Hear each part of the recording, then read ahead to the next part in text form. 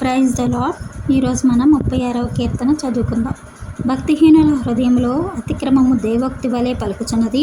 వాని దృష్టి ఎదుట దేవుని భయము బొత్తిగా లేదు.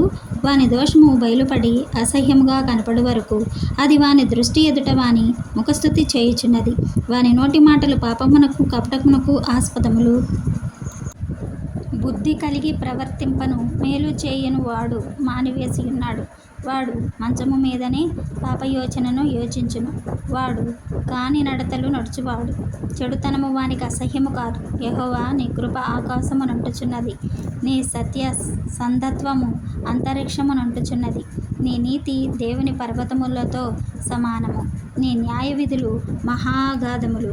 యెహోవా, నరులను జంతువులను రక్షించువాడవు నీవే. దేవా, నీ కృప ఎంతో అమూల్యమైనది. నరులు నీ రెక్కల నీడను ఆశ్రయించుచున్నారు. నీ మందిరం యొక్క సమృద్ధి వలన వారు సంతృప్తి నందుచున్నారు. నీ ఆనంద ప్రవాహంలోనిది నీవు వారికి త్రాగించుచున్నావు. నీ యొద్ద జీవపు ఊట కలదు. నీ వెలుగును పొందియే మేము వెలుగు చూచుచున్నాము.